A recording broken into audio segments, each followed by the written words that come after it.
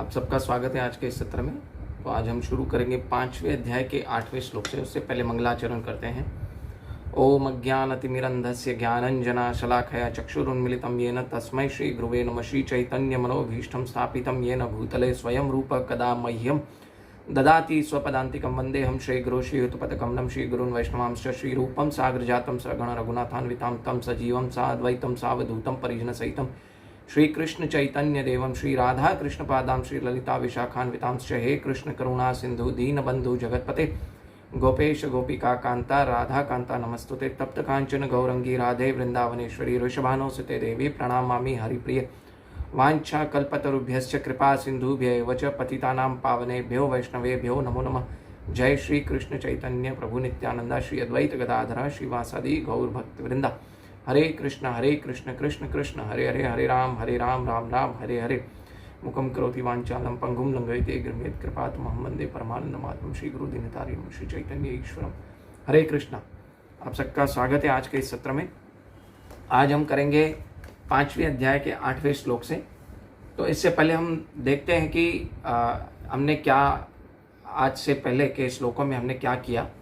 तो पहले 5वें अध्याय के पहले श्लोक में भगवान से अर्जुन क्या पूछता है, हम उसको थोड़ा रिपीट करते हैं और उसको हम थोड़ा समझने की कोशिश करते हैं। 5वें अध्याय का नाम है कर्मयोग कृष्ण भावना भावित कर्म।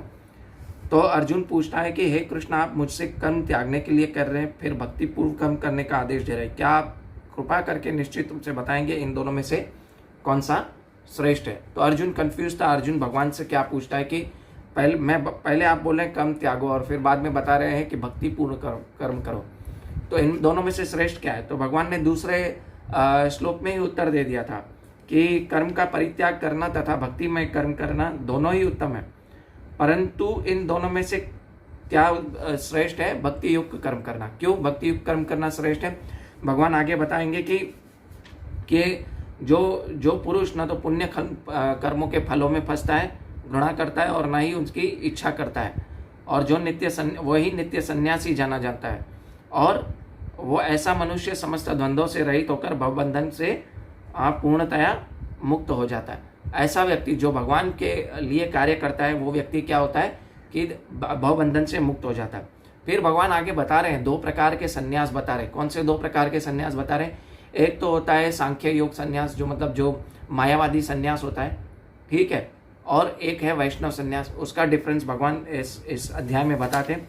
और फिर भगवान बता रहे हैं कि जो युक्त वैराग्य हमने बताया था, 4 प्रकार के 4 प्रकार के फॉल्स वैराग्य बताए थे, है ना, गलत प्रकार के 4 प्रकार के वैराग्य बताए थे।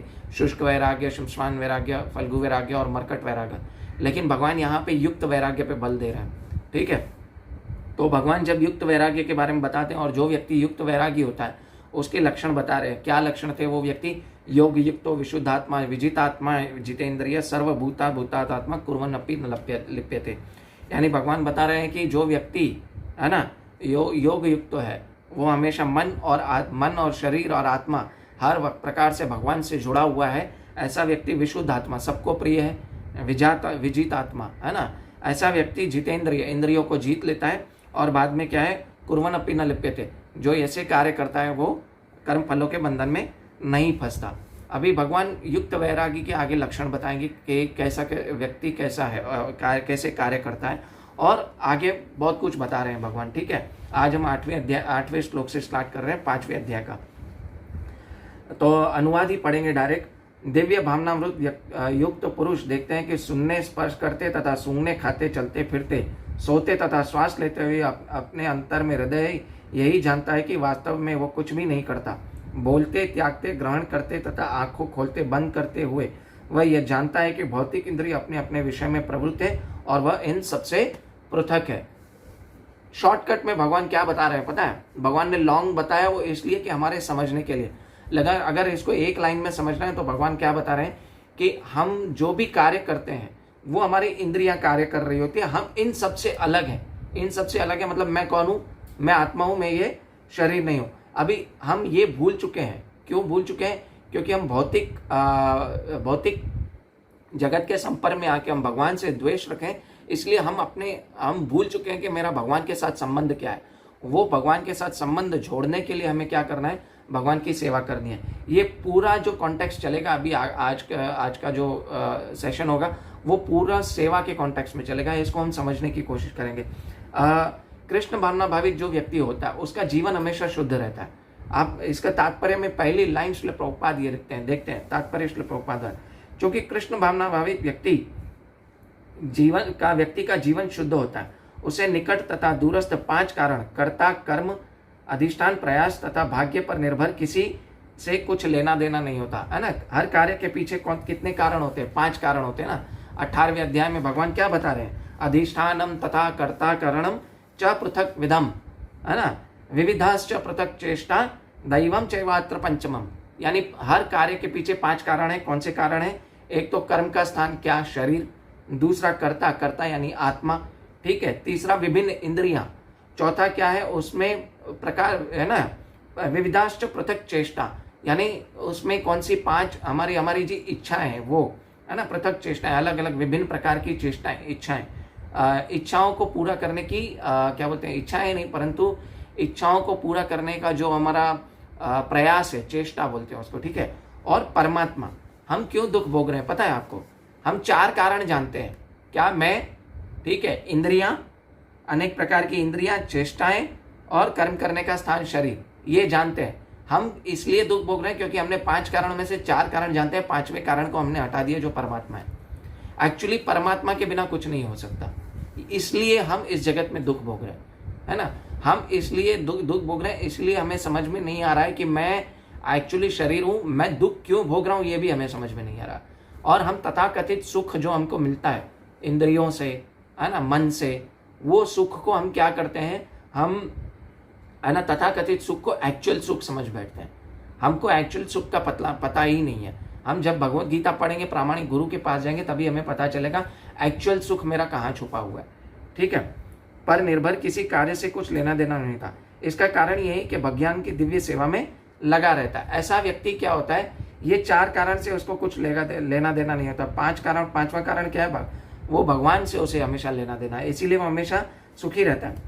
यद्यपि ऐसा प्रतीत होता है कि वह अपने शरीर तथा इंद्रिय से कर्म कर रहा है, किंतु वह वास्तविक स्थिति के प्रति सचेत रहता है, जो कि आध्यात्मिक व्यस्तता है ना। अभी एक भक्त होता है ना, वो दूर से आप देखें और ऊपर से दिखने में लगता है ये तो यार मेरी तरह ही खाना खा रहा है, मेरी तरह ही कार्य कर रहा है, मेरी तरह ही काम पे जाता है, इसमें और मेरे में फर्क क्या है? लेकिन उसका जो मन है, सततम कीर्तयन्तो माम, है ना, उसका मन क्या है? हमेशा भगवान की, है ना, शरण में लगा रहता है, भगवान के चिंतन में लगा रहता है। उसका मन हमेशा यही सोचता है उसका कि मैं भगवान की सेवा में और कैसे आगे बढ़ूं, किस वस्तु को मैं भगवान की सेवा में लगाऊं। इसीलिए वो ऊपर से देखने में कैसा लगता है कि वो, है ना, हमेशा, है ना, हमारी तरह भौतिक कार्य कर रहा है। नहीं, वो भौतिक कार्य नहीं कर रहा होता, वो एक्चुअली में आध्यात्मिक कार्य में व्यस्त रहता है। फिर भौतिक चेतना में इंद्रिय तृप्ति में लगी रहती है, किंतु कृष्ण भावनामृत में कृष्ण इंद्रियों की तुष्टि में लगी रहती है ना। कृष्ण भावनामृत में क्या होता है? अपनी इंद्रियों की तुष्टि नहीं करता है, वो किसकी तुष्टि करता है कि वो जो तुष्टि करता है वो भगवान श्री कृष्ण की इंद्रियों को तुष्टि करता है ना। क्या है कि जैसे एक श्लोका आता है, सर्व उपाधि विनिर्मुक्तम तत्परत्वेन निर्मलम ऋषिकेन ऋषिकेश, है ना, सेवनम भक्ति रुच्यते। एक व्यक्ति भक्ति में कैसे आगे बढ़ सकता है? जब वो ऋषिकेश, है ना, ऋषिकेन ऋषिकेश, अपनी इंद्रियों को भगवान श्री कृष्ण की सेवा में लगाता है, तब उसकी इंद्रियां निर्मल होती है और वो भगवान की सेवा में आगे लगा रहता है। एक प्रश्न आया है, Hare Krishna, can you please explain what is the difference between following bhakti marg and being good individual in everyday life? Very good. इसका एक्चुअली श्रद्धा के 3 विभाग, एक चैप्टर है श्रीमद् भगवद गीता में 17वां चैप्टर, उसमें इस सवाल का जवाब छुपा पड़ा है। लेकिन हम लोग जो ऊपर से देखते हैं ना, तो हमें पता नहीं चलता। ये गुड इंडिविजुअल व्यक्ति जो होते हैं, वो व्यक्ति होते हैं सात्विक श्रद्धा वाले व्यक्ति। सात्विक श्रद्धा वाले व्यक्ति मतलब वो आपको बोलेंगे कि ठीक है ना, अच्छा कार्य करो, लोगों को खाना खिलाओ, और लोगों को भक्ति, है ना, लोगों को मॉर्निंग वॉक पे जाएंगे, ठीक है, अच्छी अच्छी बातें करेंगे, है ना, परंतु उनका भगवान से कुछ लेना देना नहीं होता, ठीक है। तो वो इंडिविजुअली गुड मार्ग पे होते हैं, परंतु वो मैक्सिमम सतोगुण पे होते हैं। लेकिन एक जो भगवान का भक्त है, वो भगवान की जो सेवा कर रहा होता है, वो क्या होता है, उसका हमेशा जो भी कार्य होता है वो भगवान के लिए होता है, तो विशुद्ध सतोगुण में चला जाता है। वो क्या होता है कि सतोगुण, रजोगुण और तमोगुण, इन तीनों से, है ना, इन तीनों प्लेटफॉर्म से उठ के वो विशुद्ध सतोगुण में जाता है। जैसे कि 14वें अध्याय के 26वें श्लोक में भगवान क्या कहते हैं कि माम च अभिचारेण भक्ति योगे न सेवते सगुणान समतेतात, है ना, ब्रह्म भूयाय कल्पते। ऐसा व्यक्ति, है ना, माम च अविभिचारेण, है ना, विभिचारण भक्ति कैसी होती है? आज मैं भगवान कृष्ण के पास गया, ठीक है, मेरी इच्छा पूरी नहीं हुई, मैं इच्छाओं के लिए, भक्तियों के लिए नहीं जाता, इच्छा के लिए भगवान के पास जा रहा हूँ, तो मेरी इच्छा पूरी नहीं हुई तो मैं साईं बाबा के पास चला जाऊंगा, या मैं माता रानी के पास चला जाऊंगा, या मैं शिव जी के पास चला जाऊंगा, या ब्रह्मा जी के पास चला जाऊंगा, इंद्र के पास चला जाऊंगा, 33 कोटि देवी देवता है ना, किसी के भी पास चला जाऊंगा। इसको एक विभिचारण भक्ति है। वो उसको किसके साथ कंपेयर किया गया मालूम है? वैश्या के साथ कंपेयर किया गया है शास्त्रों में। वैश्या होती है ना, वो हर जिस व्यक्ति के साथ सोती है उसको अपना पति मान बैठती है ना, ऐसा है। तो वो एक विभिचारण भक्ति हो गई। हम इंद्र को भी अपना स्वामी मान बैठे, गणेश जी को भी अपना स्वामी मान बैठे, और साईं बाबा को भी अपना स्वामी मान बैठे। साईं बाबा तो कलयुग में बहुत फेमस है। आपका जो घर पे धंधा नहीं चल रहा हो, बिजनेस नहीं चल रहा हो, दुकान के बाहर आप साईं बाबा की मूर्ति रख लो, आप एक दिन में एक कम से कम 2-5 हज़ार कमा लेंगे। इतना फेमस है साईं बाबा। लोगों को पता ही नहीं है क्या करना है। नॉट ऑफेंस, बट लोग क्या तमोगुण में है। तो ये जो गुड इंडिविजुअल व्यक्ति होते हैं ना, वो एवरीडे लाइफ में अच्छा काम कर रहे हैं, जी रहे हैं, वो फिलैंथ्रोपिक वर्क करेंगे। जैसे मेरे शिक्षा गुरु के कल लेक्चर ही सुनना था, वो क्या करेंगे, गुड इंडिविजुअल व्यक्ति के अस्पताल खोल देंगे, ठीक है, अनाथालय खोल देंगे। लेकिन अगर हम अनाथालय और वृद्धाश्रम खोल देंगे, लेकिन अगर हम भगवान श्री कृष्ण की भक्ति करेंगे, लाइफ के रियल प्रिंसिपल्स को समझेंगे, तो हमें ना अनाथालय की जरूरत पड़ेगी, ना वृद्धाश्रम की जरूरत पड़ेगी। वृद्धाश्रम की क्यों जरूरत पड़ी, पहले हमें यह समझना चाहिए। वृद्धाश्रम की इसलिए जरूरत पड़ी इस युग में, अभी पिछले कुछ सालों में, आई थिंक पिछले 50 साल में, इससे पहले तो वृद्धाश्रम थे ही नहीं। क्यों जरूरत पड़ी? क्योंकि हमने अपनी लाइफ की वैल्यूज को जड़ से उखाड़ के फेंक दिया है। जैसे एक आज की औरत, मैं हर औरत नहीं बोलूंगा, 90% औरत जो नई घर में शादी करती आती है, उनको क्या चाहिए? न्यूक्लियर फैमिली चाहिए, मैं अलग रहूंगी। तो जब भी उनका बच्चा होता है तो उनके जो दादा दादी राम और कृष्ण की जो उनको कहानियां सुनाते थे, वो उनको सुनाएगा नहीं, वो अलग रहते हैं। क्यों वो उनको सुनाएंगे नहीं? तो बच्चे जो हैं वो वैल्यूज को ग्रास्प नहीं कर पाएंगे, वैल्यूज को ले नहीं पाएंगे। तो क्या होगा कि वो वैल्यूज जब उनके पास नहीं आएगी, तो वो बच्चे बड़े होके क्या करेंगे? अपने माँ बाप को भी वृद्धाश्रम में भेजेंगे। तो ऐसे धीरे धीरे वृद्धाश्रम में लोग बढ़ते जाएंगे, और व्यक्ति जो है अपनी जीवात्मा अपनी वैल्यूज को नहीं समझेगा, अपने सनातन धर्म की वैल्यूज को नहीं समझता है। तो यहाँ वृद्धाश्रम की जरूरत पड़ गई। तो इसीलिए वृद्धाश्रम खोलने की जरूरत ही नहीं पड़ेगी अगर आप ये फिलैंथ्रोपिक वर्क की जरूरत ही नहीं पड़ेगी अगर आप भगवान श्री कृष्ण की सेवा कर रहे हो, उनको राम और कृष्ण की कहानियां सुना रहे हो। तो आपको महाभारत, रामायण, है ना, बहुत सारी लव कुश की कहानियां नहीं सुनाओगे, तब तक आप अपने बच्चों को नहीं सिखा पाओगे। तब तक आप ये फिलैंथ्रोपिक वर्क की जरूरत पड़ेगी, अनाथालय की जरूरत पड़ेगी। लेकिन जब आप उनको ये वैल्यूज दोगे, क्योंकि आजकल का बच्चा क्या है, मोबाइल में बैठा है, क्या देख रहा है? अब आजकल तो मैं युवा देख रहा हूं, मेरे साथ जो काम करते हैं, पबजी गेम खेल रहे हैं। 10,000 धर्म, एक मेरे कलीग ने 10,000 धर्म स्पेंड किए है ना, पबजी गेम खेलने के, उसमें इक्विपमेंट्स खरीदने के लिए। सो मूर्खतावश कार्य कर रहे हैं, उनको पता ही नहीं है। तो गुड इंडिविजुअल्स बीइंग क्या होता है, एक सात्विक व्यक्ति होता है ना, वो अच्छे काम करता है पर शास्त्र को नहीं फॉलो करता है। एक रजोगुणी व्यक्ति होता है, वो शास्त्रों में, है ना, शास्त्रों को फॉलो नहीं करता है, अपने मनमाने ढंग से कार्य करता है। और एक तमोगुणी व्यक्ति होता है ना, वो स्पॉन्टेनियस जो है उस हिसाब से कार्य करता है। तो श्रद्धा के 3 विभाग 17 चैप्टर है मेरे यूट्यूब में, आप वो पूरा सुनेंगे तो आपको पता चल जाएगा कि एक सात्विक व्यक्ति, एक राजसिक और तामसिक व्यक्ति में डिफरेंस क्या है, और एक भगवान के भक्त में क्या डिफरेंस है ना। वो बहुत ही डिटेल में 17 चैप्टर में मैंने समझाया है आपको। यूट्यूब में मेरा चैनल है, आप उसका पूरा 3 या 4 पार्ट में 17 चैप्टर है, उसको देखेंगे तो आपको एग्जैक्टली पता चलेगा कि एक गुड इंडिविजुअल व्यक्ति जो सात्विक है, उसका एक्चुअली भगवान से कुछ लेना देना नहीं है। वो मानते हैं भगवान है, पर शास्त्रों में नहीं मानते, वो अपने मनमना ढंग से पूजा करते हैं। ठीक है, अभी अगला श्लोक लेंगे कि अगला श्लोक क्या है कि जो व्यक्ति कर्म फलों को परमेश्वर को समर्पित करके आसक्ति रहित होकर अपना कर्म करता है, वह पाप कर्मों से उसी प्रकार अप्रभावित रहता है जिस प्रकार कमल पत्र जल से अस्पृश्य रहता है। अभी इसी पिछले श्लोक को भगवान आगे बता रहे, क्या बता रहे कि ऐसा व्यक्ति क्या करता है कि जो भी कर्म फल उसको मिलते हैं, जो भी कार्य करता है उसको भगवान की सेवा में लगाता है। हमारे शास्त्र कैसे कहते हैं कि at least 10% of your salary you should give it to, है ना, भगवान की सेवा में लगाओगे तो आप क्या होगे, आप भगवान श्री कृष्ण के साथ जुड़े रहोगे और भगवान की आप कर्म के फलों के बंधन में नहीं फंसोगे। एक जस्ट एग्जाम्पल दे रहा हूँ, आप भगवान जो खाना खाते हो भगवान को भोग लगा के प्रसाद अर्पण ग्रहण करोगे तो आप कर्म फलों के बंधन में नहीं फंसोगे। तो अगर आप इस संसार में रहते हुए भी आप संसार से आसक्ति नहीं करोगे, आपकी आसक्ति क्योंकि भगवान से बढ़ जाती है, तो इससे क्या होगा कि वो कमल का एग्जाम्पल दे रहे हैं, बहुत ही अच्छी एनालॉजी दे रहे हैं भगवान कि कमल कीचड़ में रहते हुए भी क्या कीचड़ से अलग रहता है। तो उसी प्रकार जो कृष्ण भक्त है, जो भगवान की भक्ति कर रहा होता है, वो क्या होता है कि सारे कर्मों को और कर्म फलों को भगवान को अर्पण करता है। तो वो संसार में रहते हुए भी संसार से अटैच नहीं रहता, संसार से पृथक ही रहता है, संसार से अलग रहता है। इसको श्रील प्रभुपाद तात्पर्य में बहुत अच्छा समझाते हैं, पढ़ते हैं कि यहाँ पर ब्रह्माणी का अर्थ है कि कृष्ण भावनामृत में है और यह भौतिक जगत प्रकृति के 3 गुणों के समग्र अभिव्यक्ति जिससे प्रधान संज्ञा दी गई है। वेद मंत्र सर्व तस्मात् एतद् ब्रह्म नाम रूपन्नम च जायते मुंडक उपनिषद तथा भगवत गीता में कहा गया है कि जगत की प्रत्येक वस्तु ब्रह्म की अभिव्यक्ति है और यद्यपि कार्य भिन्न भिन्न रूप में प्रकट होते हैं किंतु जो भी वे कारण से अभिन्न है ना। अभी हम अलग अलग कार्य करते हैं, कुछ भी कार्य करते हैं, वो एक्चुअली हमने बताया ना कर्ता के 5 कारण, अधिष्ठानम, कर्ता कारणम, है ना, पृथक विधम और विविध चेष्टानाम, पंच कारणम, ये 5 कारण है। उसमें हम परमात्मा भगवान श्री कृष्ण को नहीं लाएंगे तो हम क्या दुख भोग रहे हैं। ईशोपनिषद में कहा गया कि सारी वस्तुएं सर्व कारण के पीछे भगवान जो कारण है वो हम नहीं समझ पा रहे।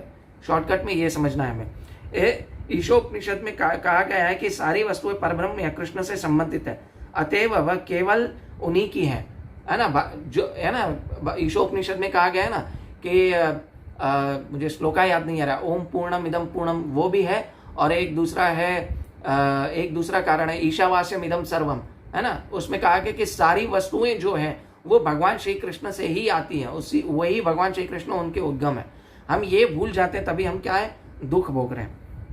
जो यह भली भांति जानता है कि प्रत्येक वस्तु कृष्ण के है और वह प्रत्येक वस्तु के स्वामी है, अतः वस्तु के भगवान की सेवा में नियोजित की जाए, वह स्वभावतः अशुभ अशुभ कर्मों से कोई प्रयोजन नहीं होता। मैंने पिछले लेक्चर में भी समझाया था कि भगवान से जो भगवान की सेवा में लगता है, जैसे आप भगवान का नाम जप कर रहे हो और चलते चलते भगवान का नाम जप कर रहे हो जोर जोर से, सपोज आपके पाँव के नीचे चींटी आके मर गई तो आप उस है ना पाप कार्य में आप नहीं फंसोगे, क्योंकि आपको एक तो पता नहीं था कि चींटी आपके पाँव के नीचे आ गई और दूसरा आप भगवान का नाम जप कर रहे थे।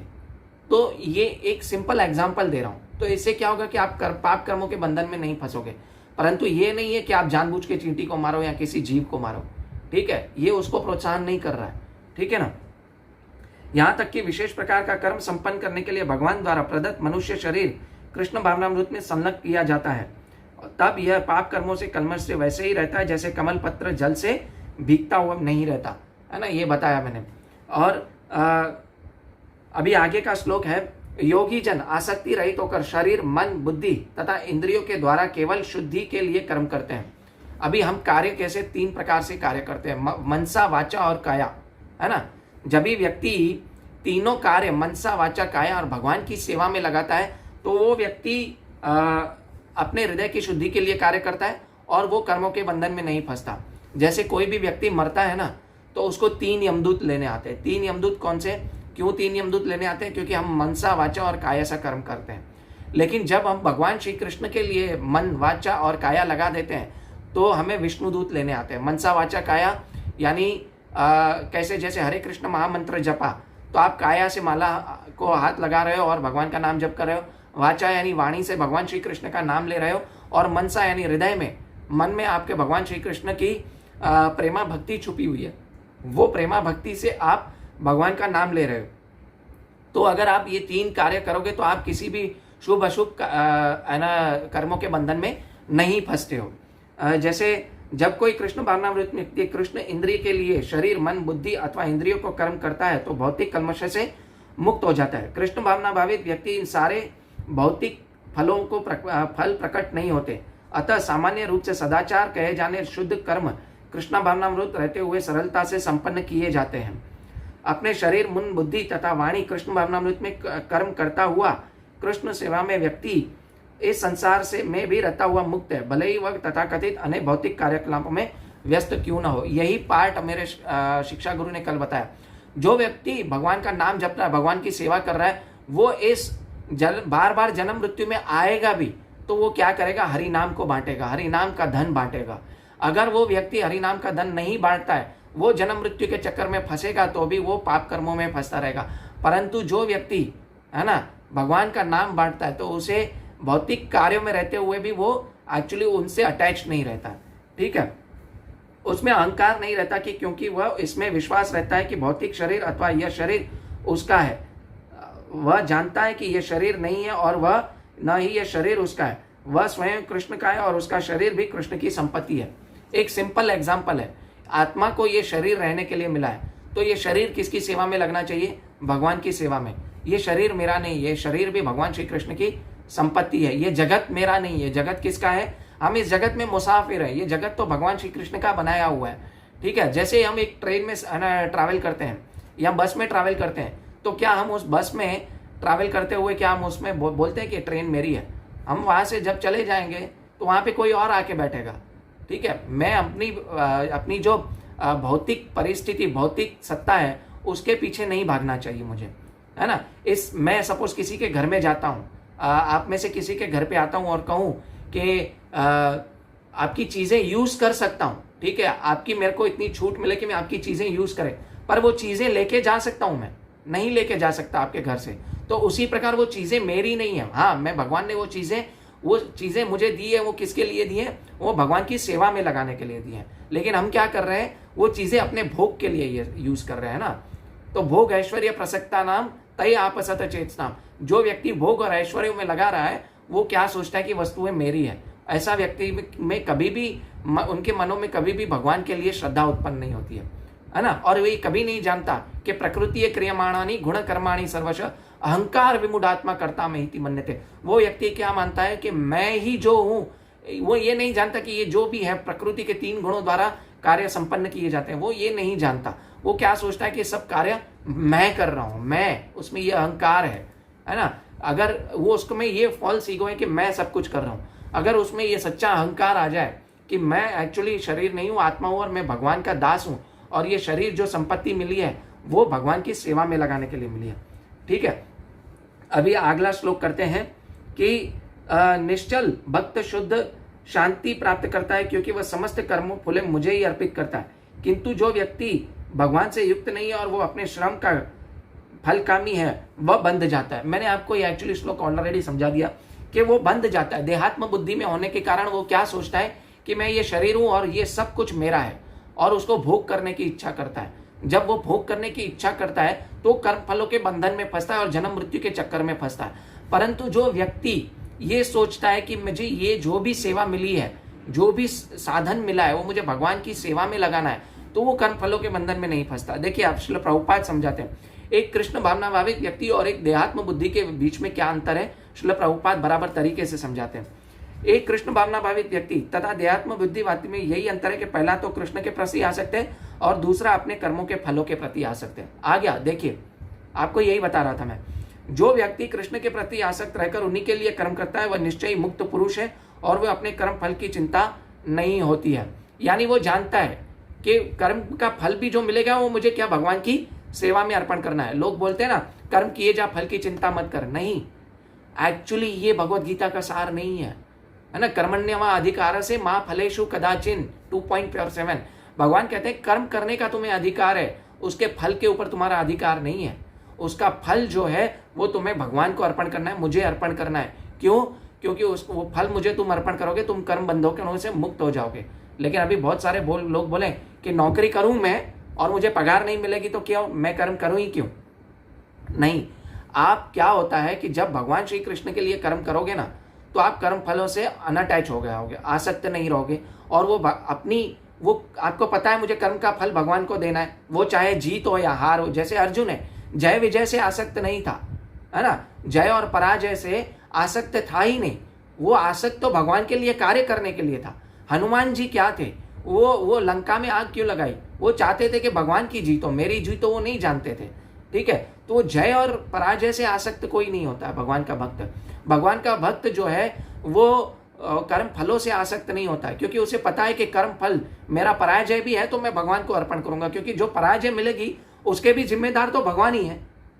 ठीक है, और जो मुझे विजय मिलेगी वो भी जिम्मेदार भगवान है। तो ये समझता है कि मुझे कर्म फल जो है भगवान को अर्पण करने हैं, है ना। मैं एक बिजनेस करूं, ठीक है, और बिजनेस में जैसे मैं एक व्यक्ति है, वो क्या करता है अपने कर्म फलों में, है ना, फलों से अटैच है, तो उसकी 50% एनर्जी ही सिर्फ कर्म पे जाएगी।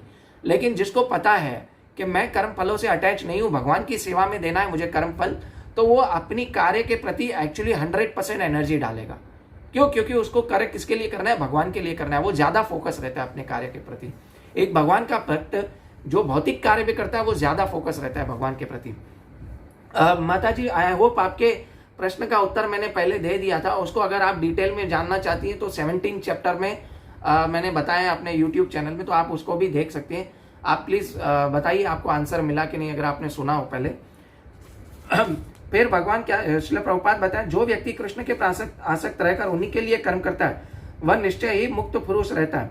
भागवत में किसी भी कर्म फल की चिंता का कारण परम सत्य के ज्ञान के बिना द्वैत भाव में रहकर कर्म किया बताया गया है। कृष्ण श्री भगवान है, कृष्ण भावनामृत में कोई द्वैत नहीं रहता।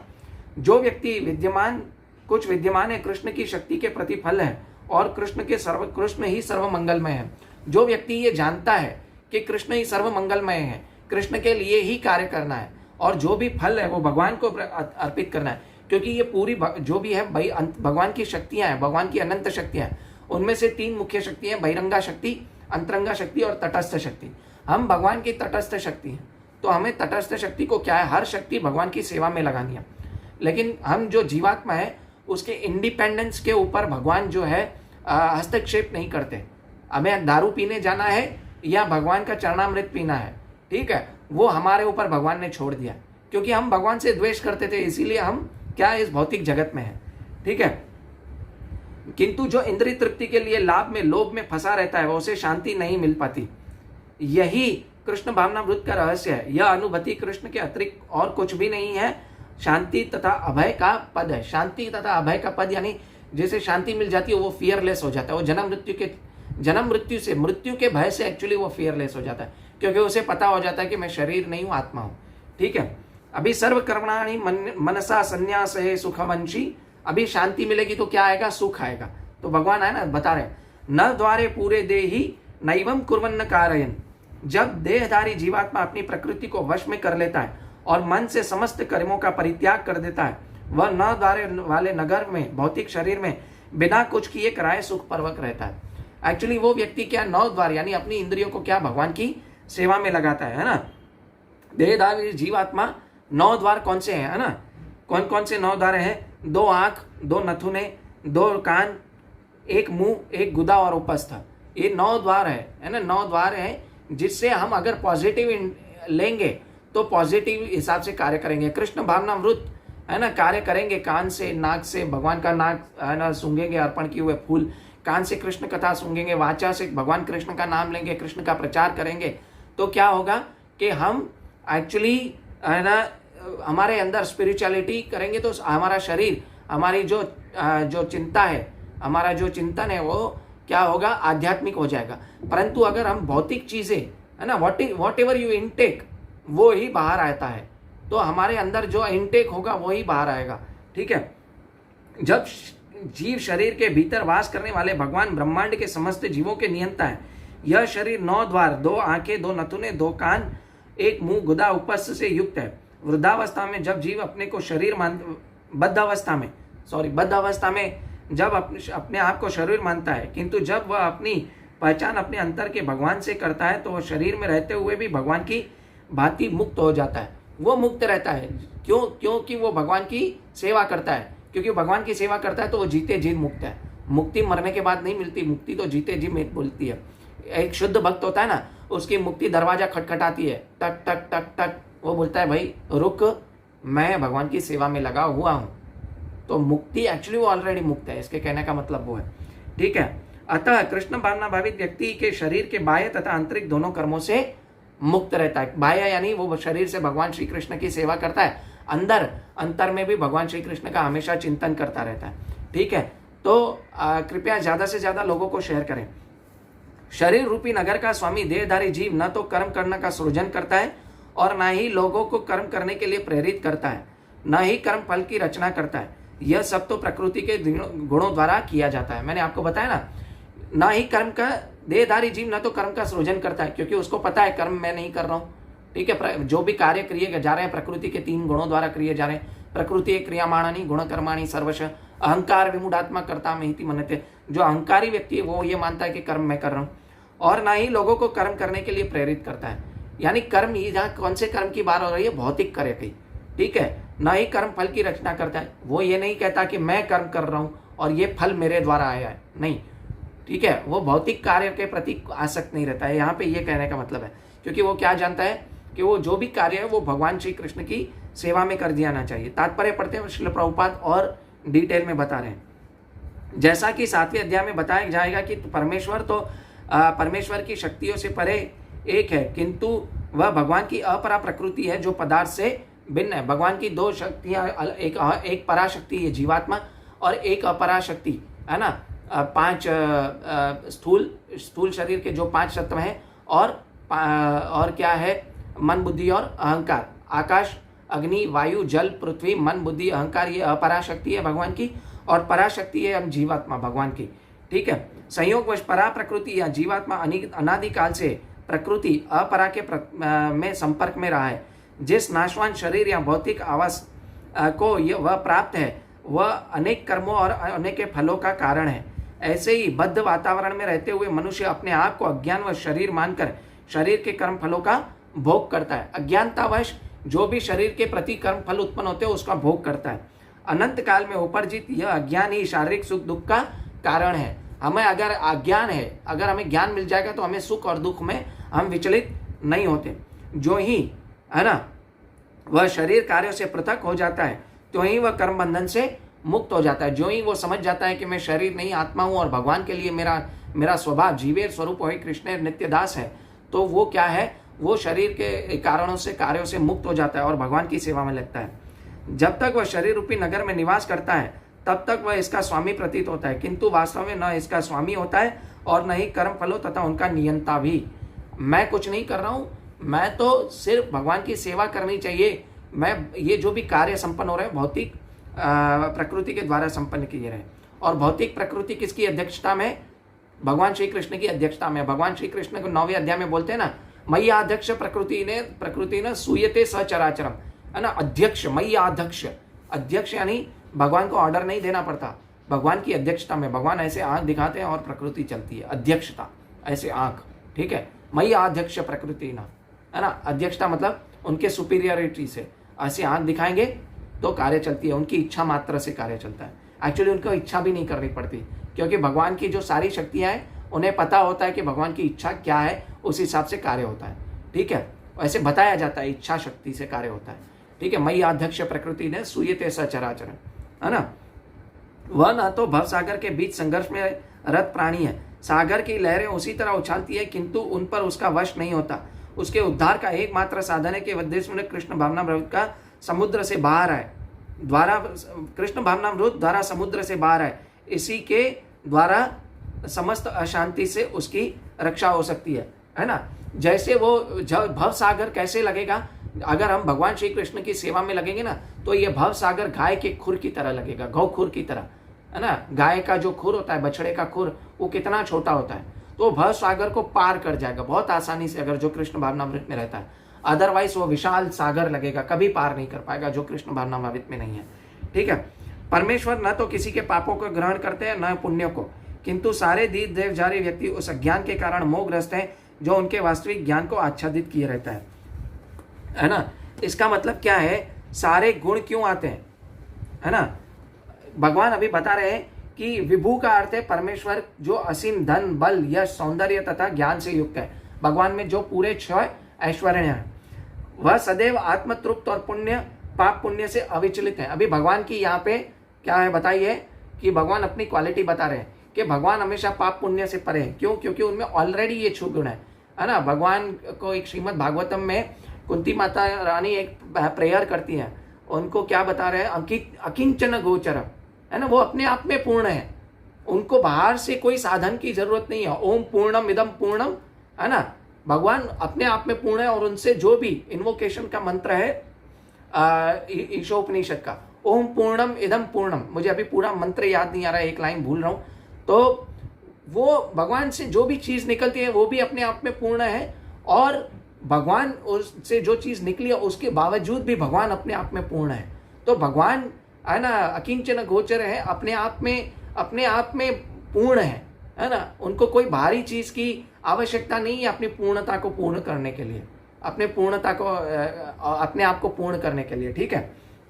वह किसी भी जीव के लिए विशिष्ट परिस्थिति नहीं उत्पन्न करता, अपितु जीव अज्ञान से मोहित होकर जीवन की ऐसी परिस्थिति की कामना करता है जिसके कारण वह कर्म तथा कर्म फल की श्रृंखला का आरंभ करता है ना। जन्म मृत्यु जरा व्याधि दुख दोषानुदर्शनम, जन्म मृत्यु के चक्कर में फंसा रहता है। क्यों? लोगों को पता नहीं है कि लाइफ की 4 रियल प्रॉब्लम्स ये हैं, जन्म मृत्यु जरा व्याधि। अगर हम जन्म मृत्यु को खत्म कर देंगे, एक्चुअली जन्म को ही खत्म कर देंगे, तो मृत्यु जरा और व्याधि ऑटोमेटिकली खत्म हो जाएगी। जन्म को कैसे खत्म करना है? मुझे भगवान श्री कृष्ण की भक्ति करनी है। बहुत सारे लोग बोलते हैं कि लाइफ की रियल प्रॉब्लम्स पैसा है, लाइफ की रियल प्रॉब्लम्स एजुकेशन है, लाइफ की रियल प्रॉब्लम्स देश को काल को ठीक करना है, लेकिन उन्हें पता नहीं है कि इन सबको ठीक कैसे करें। जन्म मृत्यु जरा व्याधि दुख दोषानुदर्शनम, एक्चुअल 4 प्रॉब्लम्स ये हैं, है ना। बहुत लोग हैप्पी बर्थडे मनाते हैं, हैप्पी बर्थडे टू यू, है ना, लेकिन उन गधों को पता नहीं है जो हैप्पी बर्थडे मनाते हैं जन्म लेना भी एक दुख का कारण है। जन्म लेना को अच्छी बात नहीं है, जन्म लेना बुरी बात है, क्योंकि हम क्या है, जन्म मृत्यु के चक्कर में फंस रहे हैं, जिसके कारण कर्म फल की श्रृंखला बढ़ती है। जीव परा प्रकृति के कारण ज्ञान से पूर्ण है, तो भी वह अपनी सीमित शक्ति के कारण अज्ञान में वशीभूत हो जाता है। भगवान सर्वशक्तिमान है किंतु जीव नहीं है। भगवान विभू तथा सर्वज्ञ है किंतु जीव अणु है ना। जीव अणु कैसे? भगवान बोलते हैं ना, ममे वंश जीव लोके जीव भूत सनातना, है ना। मनष्ठानी इंद्रियाणी प्रकृति स्थानी कर्षते। भगवान बोलते हैं ना, सब मेरे अंश हैं। तो अंश क्या होता है? अणु है। और भगवान क्या है? वो विभू है, ठीक है। अभी अगला श्लोक पढ़ेंगे। किंतु जब कोई उस ज्ञान से प्रबुद्ध होता है जिससे अविद्या का विनाश होता है, तो उसे ज्ञान से सब कुछ उसी तरह प्रकट होता है जैसे दिन में कि सूर्य से सारी वस्तुएं प्रकाश होती हैं। अभी जिसको ये ज्ञान मिल गया कि मैं आत्मा हूं, शरीर नहीं, और उस हिसाब से वो कार्य करता है, और जो भगवान के लिए कार्य करता रहता है, भगवान बोलते हैं ना, तेषाम सतत युक्ता नाम भजताम प्रीति पूर्वकम ददामी बुद्धि योगम तम या नमामुपयांति। भगवान ऑटोमेटिक उसको बुद्धि योग दे देते हैं कि उनकी सेवा कैसे करनी है, जन्म मृत्यु के चक्कर से कैसे छूटना है, और भगवान को कर्म फलों को कैसे करना है, भगवान के लिए कार्य कैसे करना है। ऐसे जैसे अच्छी एनालॉजी, जैसे सूर्य का प्रकाश आते ही अंधकार ऑटोमेटिकली दूर हो जाता है, तो उसी प्रकार क्या होता है कि भगवान प्रामाणिक गुरु द्वारा जो हमें यथारूप ज्ञान मिलता है, उसी तरह उसके बाद क्या होता है कि हमारा जो भी ज्ञान है वो ऑटोमेटिक दूर हो जाता है। पूर्ण प्रामाणिक कृष्ण भावनामृत गुरु की शरण में, देखिए आ गया श्रील प्रभुपाद। देखिए अब मैंने श्रील प्रभुपाद के परपट भगवत गीता के एक परपट कम से कम पहली बार भगवत गीता पढ़ी तो एक परपट 5 बार पढ़ा। तो देखिए प्रामाणिक गुरु यहाँ पे आ गया परपट के अंदर, श्रील प्रभुपाद। ये मैं नहीं कह रहा था, एक्चुअली भगवान ने मुझसे बुला दिया और मुझे याद था परपट, इसीलिए देखिए श्रील प्रभुपाद ने भी क्या बोला कि यहाँ पे देखिए बीच में तात्पर्य में मैं बता रहे हैं कि पूर्ण प्रामाणिक कृष्ण भावना भावित गुरु की शरण में ग्रहण करता है तो वह सब कुछ जान सकता है। ईश्वर के प्रतिनिधि से भेंट होने पर ईश्वर तथा ईश्वर के साथ अपने संबंध को सही से जाना जा सकता है। ये तात्पर्य इसीलिए याद था क्योंकि पढ़ा है और उसकी स्क्रूटिनाइजिंगली स्टडी की है, इसके लिए याद था। गुरु की कृपा है मेरे ऊपर। ये ईश्वर का प्रतिनिधि कभी भी अपने आप को ईश्वर नहीं आता, यद्यपि उसका समान ईश्वर की भांति किया जाता है क्योंकि उसे ईश्वर का ज्ञान होता है ना। हम लोग क्या है, भगवान के जो प्रतिनिधि गुरु हैं उसको भगवान मान बैठते हैं। मेरा एक लेक्चर था 4.34 में, उसके में मैंने बताया था कि लोग, आज मैं फिर से उसको रिपीट करूंगा, कि लोग बोलते हैं गुरु ब्रह्मा गुरु विष्णु गुरु देवो महेश्वर गुरु साक्षात परब्रह्म तस्मै श्री गुरुवे नमः। लोग ये मंत्र को उल्टा ले लेते हैं, लोग गुरु को भगवान मान बैठते हैं। एक्चुअली जो प्रामाणिक गुरु है ना, वो अपने आप को गुरु नहीं कहता, ठीक है। गुरु ब्रह्मा गुरु विष्णु गुरु देवो महेश्वर, इसका मतलब ये नहीं कि गुरु ब्रह्मा है विष्णु और महेश्वर है और गुरु पर ब्रह्म है तस्मै श्री गुरु न, ऐसे गुरु को मेरा प्रणाम है, नहीं। एक्चुअली इसका मतलब यह है कि गुरु ब्रह्मा मतलब वो ब्रह्मा की तरह आपके अंदर जो गुरु है आपके अंदर भक्ति की बीज की सृष्टि करता है, ठीक है। फिर विष्णु की तरह उसके सृष्टि को जो सृष्टि करता है उस बीज को फलीभूत करता है ज्ञान से, ठीक है। गुरु और विष्णु गुरुदेवो महेश्वर यानी वो महेश्वर शिव जी की तरह क्या करता है कि आपके है ना भक्ति में आने वाले जो भी संशय हैं है ना उसको काट के फेंक देता है। गुरु महेश्वर उसकी है ना, क्योंकि जो शिव जी है वो क्या है संहार के स्वामी है ना, तो वो संशय को काट के फेंक देता है। गुरु ब्रह्मा गुरु विष्णु गुरु महेश्वर गुरु साक्षात पर ब्रह्म। गुरु साक्षात पर ब्रह्म का मतलब यह है कि ऐसा गुरु है ना, ऐसे गुरु को भगवान कृष्ण अपने से अभिन्न मानते हैं, लेकिन गुरु अपने आप को कभी भगवान नहीं कहता। ऐसे गुरु को मेरा प्रणाम है क्या कि गुरु ब्रह्मा गुरु विष्णु गुरु देवो महेश्वर गुरु साक्षात परब्रह्म तस्मै श्री गुरु नेमा। ऐसा गुरु हम लोग एक्चुअली गुरु को है ना, गुरु पूर्णिमा आती है ना, तो अपने टीचर हैं स्कूल के उनको भी बोलते थे गुरु ब्रह्मा गुरु विष्णु गुरु देवो महेश्वर। नहीं, एक्चुअल गुरु क्या है वो हमें समझना चाहिए, ठीक है। प्रामाणिक गुरु आपके अंदर ब्रह्मा की तरह सृष्टि करता है। किसकी सृष्टि करता है कि ज्ञान की है ना, भक्ति की बीज की सृष्टि करता है। विष्णु की तरह उस ज्ञान से आपके अंदर वो सृष्टि को जो की है उसको ज्ञान भरण पोषण पालन करता है ज्ञान से। और महेश्वर की तरह आपके भक्ति में पाथ में जो भी आने वाले संशय हैं उसको क्या करता है काटता है। और उसके बाद क्या करता है, ऐसे गुरु को मेरा प्रणाम है ना, जो जिसको भगवान अपने आप से अभिन्न मानते हैं, लेकिन गुरु अपने आप को कभी भगवान नहीं मानता है, ठीक है। अगला श्लोक है, आज के 2 श्लोक बाकी हैं। जब मनुष्य मन बुद्धि श्रद्धा तथा शरण सब कुछ भगवान में स्थिर हो जाते हैं तभी वह पूर्ण ज्ञान द्वारा समस्त कल्मश से शुद्ध होता है और मुक्ति के पथ पर अग्रसर होता है ना। श्रृणताम स्वकथा कृष्ण पुण्य श्रवण कीर्तन हृदयंतस्ति अभद्राणी विदुनोति सुहृद सताम। जब भगवान श्री कृष्ण की कथा सुनेंगे तो धीरे धीरे धीरे धीरे मैल दूर होगा।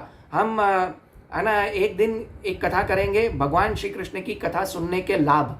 एक सेशन ऐसे लेंगे जिसमें 40-50 मिनट का सेशन होगा है ना। श्रीमद् भागवतम के कुछ श्लोक हैं वो लेंगे और हम समझेंगे कि भगवान श्री कृष्ण की कथा सुनने के लाभ क्या है, कथा करने और सुनने के लाभ क्या है, श्रवण करने का लाभ क्या है, ठीक है। तो भगवान क्या बोलते हैं, परम दिव्य सत्य भगवान कृष्ण ही है।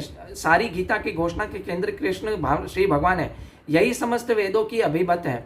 परम तत्व का अर्थ है परम सत्य को जो भगवान को ब्रह्म परमात्मा तथा भगवान के रूप में जानने द्वारा समझा जा सकता है ना। भगवान को 3 प्रकार से समझा जा सकता है, ब्रह्म परमात्माति ब्रह्मेति परमात्मेति और भगवानेति शब्दते। जो भगवान इस तरह परम तत्व की परिकाष्ठा है, उनसे बढ़कर कुछ नहीं है, उनसे बढ़कर कुछ नहीं। परम श्रेष्ठ सत्य भगवान है। भगवान ने भगवत गीता के 7वें अध्याय में क्या कहा है, मत्ता परंतरम न अन्यत किश्चित अति धनंजय मई सर्वम इदम प्रोत्तम सूत्र मणिगणा इव। मुझसे सर्वश्रेष्ठ कोई नहीं है, भगवान ने बता दिया है ना। अतः सभी प्रकार से कृष्ण परम सत्य है। जिनमें मन बुद्धि श्रद्धा तथा शरण कृष्ण में है वो पूर्णतया कृष्ण भावना भावित है और वो सर्व कलश धूल जाते हैं, सारे कलमश धूल जाते हैं और उन्हें ब्रह्म संबंधी प्रत्येक वस्तु का पूर्ण ज्ञान रहता है। कृष्ण भावना भावित व्यक्ति भली भांति समझ सकता है कृष्ण में द्वैत नहीं है, एक साथ एकता तथा भिन्नता और ऐसे दिव्यता से गुण होकर वह मुक्ति के पथ पर स्तुति प्रगति रहता है। इसमें एक आया कि एक साथ एकता तथा भिन्नता, इसका मतलब क्या है, अचिंत्य भेदाभेद तत्व है।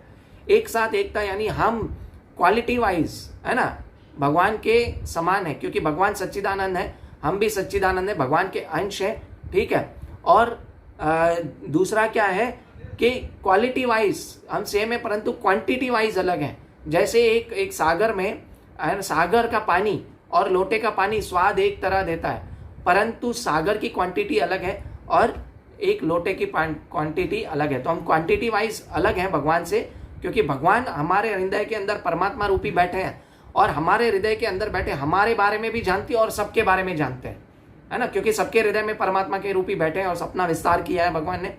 तो क्वांटिटी वाइज भगवान क्या है अलग है हमसे, परंतु क्वालिटी वाइज एक जैसे हैं, क्योंकि हम तो एटलीस्ट अपने आप को जानते हैं ना, हम अपने आप को जानते हैं, एक्चुअली हमसे ज्यादा भगवान हमको जानते हैं, परंतु क्वालिटी वाइज इस तरह, क्योंकि हम भी सच्चिदानंद है, मैं आत्मा हूं, न जायते मृते वा कदाचिन, न भूयम भूय भूत्वा भावितः, अजो नित्य शाश्वतो पुराणो न हन्यते हन्यमाने शरीरे। आत्मा का न तो कभी जन्म होता है न मृत्यु होती है ना। अजो नित्य शाश्वतो पुराणो न हन्यते हन्यमाने शरीरे। शरीर का हनन होने पर आत्मा का कभी हनन होता नहीं है। इसीलिए क्या है कि जो आत्मा है वो क्वालिटी वाइज भगवान के साथ सेम है, अचिंत्य भेदाभेद तत्व है ये, परंतु क्वांटिटी वाइज नहीं। तो अभी ये जो व्यक्ति है जिसने ये सब कार्य भगवान को अर्पण करता है और श्रद्धा से भगवान को युक्त वैराग्य है जिसके पास, तो उसका ये आखिरी लक्षण भगवान क्या बता रहे हैं कि ऐसा व्यक्ति लक्षण है। यहाँ पे भगवान पंडित के लक्षण बता रहे हैं क्या है, क्योंकि चौथे अध्याय के 19वें श्लोक में भगवान ने क्या की थी, समाहु पंडिता बुद्धा, है ना, कि भगवान ने पंडित के क्या किए थे, व्याख्या बताई थी। अभी भगवान यहाँ पे पंडित के लक्षण बता रहे हैं 5वें अध्याय के 18वें श्लोक में। ये आखिरी श्लोक है आज का।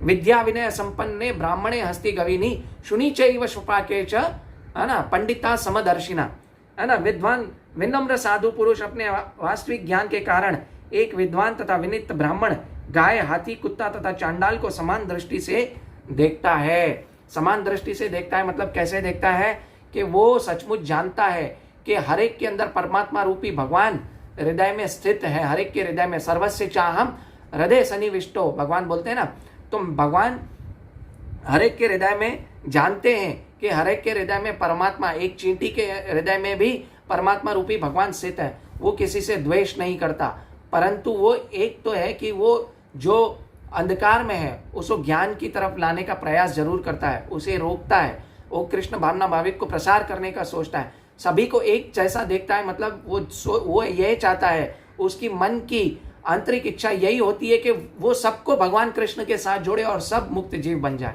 ठीक है, इसका तात्पर्य पढ़ना है, इसमें यही लिखा है, फिर भी थोड़ा चाहिए तो मैं पढ़ लेता हूं कि परंतु आत्मा तथा परमात्मा की यह समानता उन्हें मात्रात्मक दृष्टि से समान नहीं बनाती, क्योंकि व्यष्टि आत्मा किसी भी विशेष रूप में उपस्थित होता है, किंतु परमात्मा के प्रत्येक शरीर में, ये मैंने बता दिया था। कृष्ण भावना भावित व्यक्ति इसका पूर्ण ज्ञान होता है, इसलिए वह सचमुच ही विद्वान तथा समदर्शी होता है। आत्मा तथा परमात्मा के लक्षण समान है, क्योंकि दोनों ही चेतन, शाश्वत तथा आनंदमय है। मैंने बताया ना, अजो नित्य शाश्वत और पुराणो। ठीक है, किंतु अंतर इतना ही है कि आत्मा शरीर की सीमा तक भीतर सचेतन रहता है, और जबकि परमात्मा सभी के शरीरों के सचेतन। ये मैंने शायद अभी बताया आपको। ठीक है, परमात्मा बिना किसी भी भेदभाव सभी शरीरों में विद्यमान है। वो यह देखता है कि सब परमात्मा के रूप है। ठीक है, परमात्मा सभी के हृदय में स्थित है। ठीक है, हरे कृष्णा। कुछ भी मुझसे त्रुटि हो गई हो तो मुझे क्षमा करें। और माताजी, आपने जो प्रश्न पूछा था उसको मैं फिर से दोहराता हूँ, 1 मिनट मुझे दीजिए खाली। हरे कृष्णा, निताय गौर प्रेमानंदे, हरि कृष्णा।